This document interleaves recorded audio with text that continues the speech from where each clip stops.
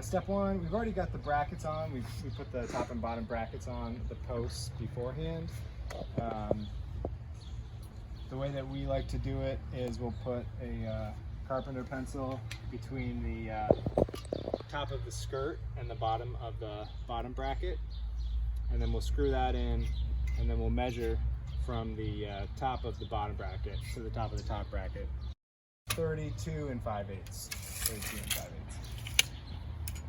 So the first thing that we're going to do is take a measurement for the rail, the top and the bottom rail, and we're going to cut both the top, the bottom, and the covers that go over both all to the same size, and that will be about a 1/2 inch less than the distance between the two posts. So I'm going to take a measurement here with 52 and 3/8. So if I subtract a 1/2 inch, then it gives me 51 and 7/8, and that's what I'm going to cut the top and bottom rail as well as the top and bottom covers.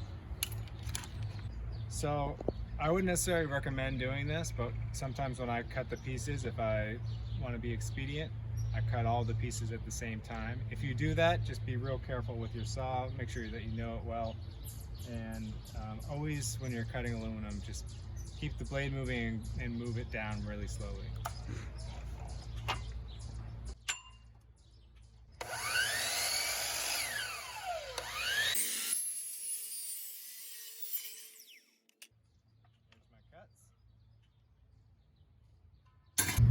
Okay, the next step it calls for is putting some pilot holes in. So it says align to the edge, and then we're going in the furthest. And then you flip it over actually for the top rail. And you're going to do this to both sides. I think it calls for 7/64 bit in the instructions through Trex. This is an 1/8 inch bit. All it's doing is providing a pilot hole for a larger size bit, which they call for a 1/4 inch. At this stage, you're going to take two measurements. The first, well, if you remember the full length, I think we said it was 51 and 7/8 was our measurement. So we divide that in half and we'll get 25 and 15/16. So we're going to mark the middles.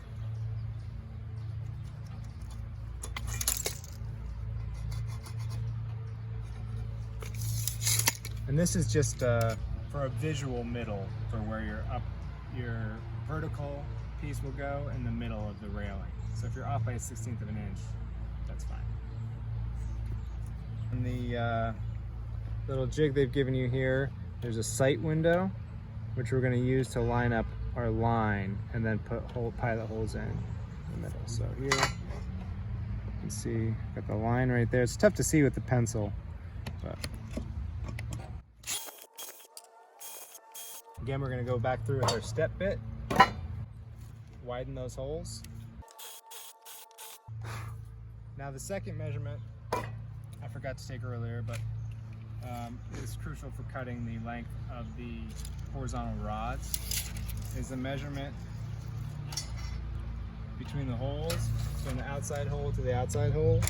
We've been taking these measurements on center, okay? So it is 44 and 5/8 on center. And Trex suggests that you add 3/8 of an inch. So we're going to go 45 inches even for the length of our horizontal rods. And there's 8 of them for each section, so we're going to cut 8 of the horizontal rods at 45 inches. If you keep a wet rag close by, then you can kind of get some of this aluminum shavings out of your way so it doesn't scratch the paint on the railing on your work surface. So this is the top, you can tell because of the special profile. Got a little bit more of a detail. I'm gonna put that up there. This is the bottom, simple square. Okay. One thing that we're gonna do right now before we forget is we're gonna put these little kind of plastic silencers into our vertical pieces.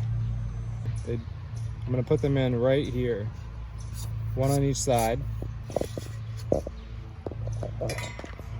So these, I'm going to call these the side verticals, and then there's a center vertical.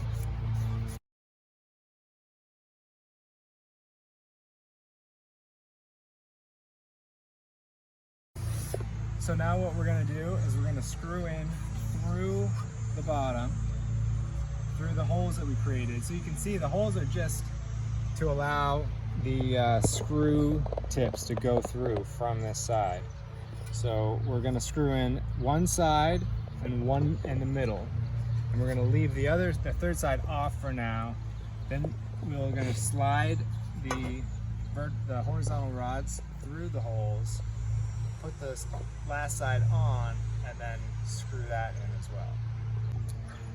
One thing they note at the very beginning of the Trex animation video is to not use an impact driver, but to use a drill that you can set the torque settings to. And in this case, I've set it at about 9. If you have it all the way on drill, or if you use an impact driver, be aware that these screw heads will pop off. You can see at the end of this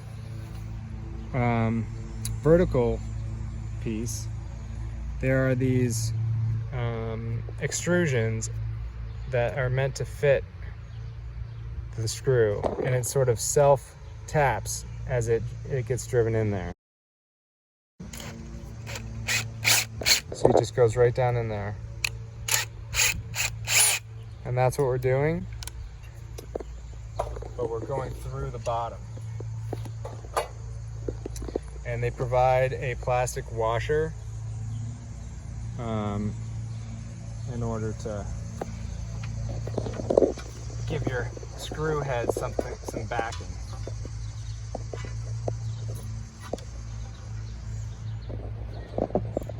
These can be a little bit of a chore. For the first ones, I like to stick both of the screws in there, line up my holes like that, and then I'll just put each one in just a little bit to keep it from moving around, and then I'll screw them in one at a time.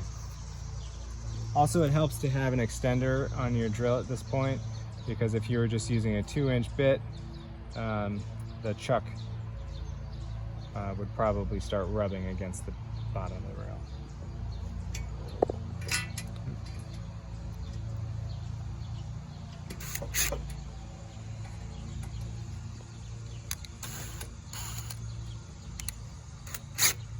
See, I started both of them just a little bit, and I'm going to put one all the way in.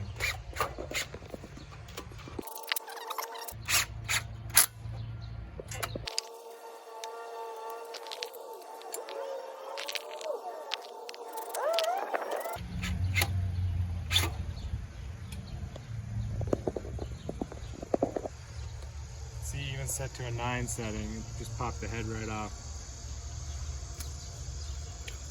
So it happened. Screw head popped off. I had the torque drill set to 9. I'm going to set it back now, probably to like 7. But you can see the screw head popped right off. Now what you're going to do if this happens, they do sometimes provide a few extra screws, so that's great. In this case, there's enough sticking out that I can use some vice grips. And I can pretty easily unscrew this.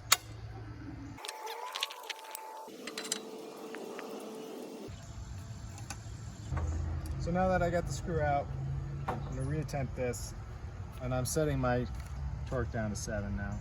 Keep in mind that every drill behaves differently depending on what brand and size and what the guts are of it. So all of my drills, when I'm using things that require a low torque, I typically start low and work my way up. But this drill now, I'm setting it back to 7.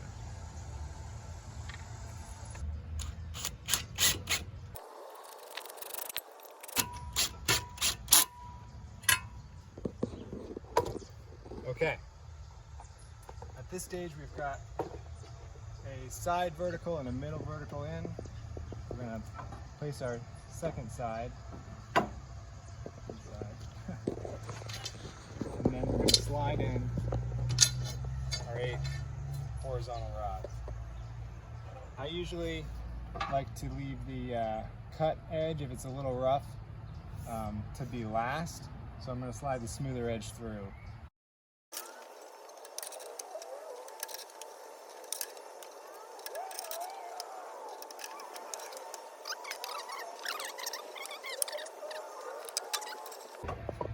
With the second side, I'm going to line up all the holes. Oops.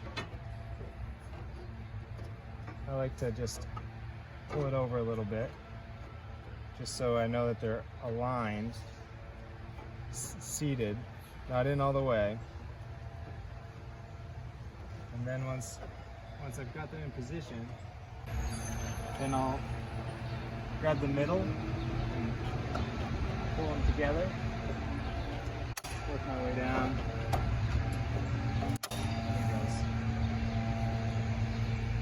And then they kind of snap in. It might be helpful to have someone hold it if you're having trouble on your own pulling them together. You could also try using a ratchet strap. Okay, so if you can see in here, those little holes, that's where my screws are meant to go.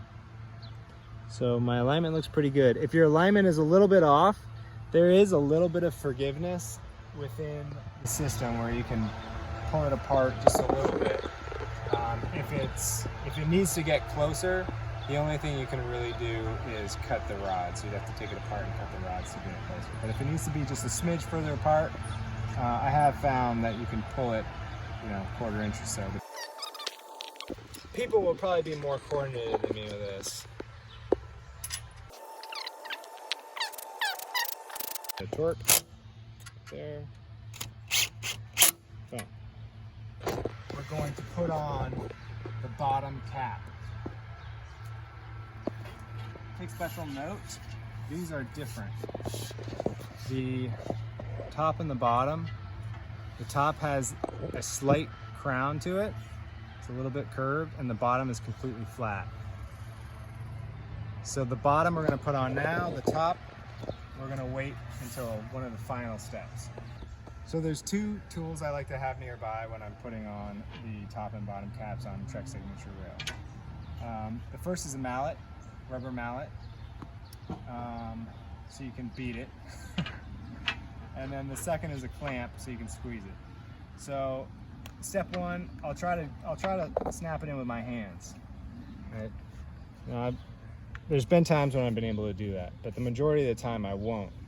What I'll do is you want to make sure that you get one side in before attempting to hit the other side in. So I'll get the one side seated, I'll go in about a foot, give it a knock, and you can almost see that gap disappear. Now it's clicked into the one side. You can take a clamp, make sure that you've got some padding or cawls on it. Give it a slight squeeze. I usually don't do this at the very end, but kind of like I said, 10 to 12 inches. I'll give it a little squeeze, and it makes it a little bit easier to knock on that other side. Now, you can't see from there, but it has seated underneath. So I can actually undo the clamp now, and now it should snap in pretty easily along the way.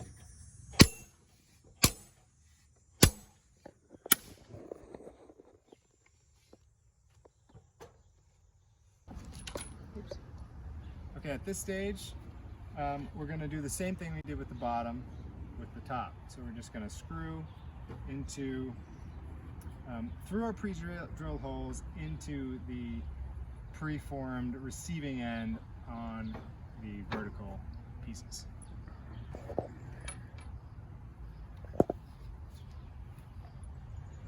So our section's together minus the top cover. We're going to slide it into our brackets. Sometimes a little persuasion with the mallet helps. In this case, it worked out pretty well. You're going to take one of the small self-tapping screws that came with the brackets, and I'm just going to drive that down through the railing into the bracket. One.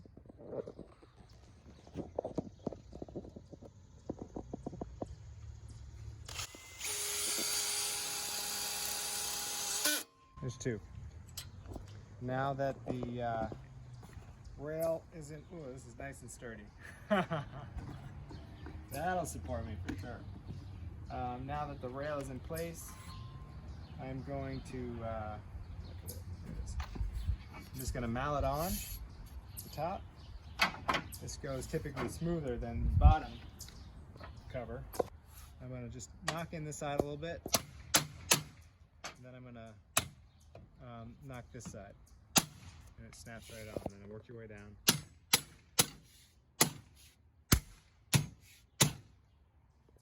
Yep, looks good. Then you take the covers provided with the bracket packet, and the top you can just snap on with your hands. You just cover the ends like that. And then the bottoms have these little tabs that go to the little slot right there. And then I like to take the end of my mallet and I'll just give it a little knock. And it fits in there nice and snug.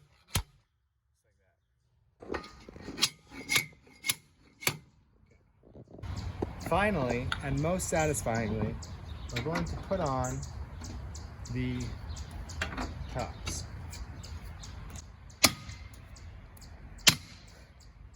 Ta-da! Don't forget to like and subscribe, and have a great day.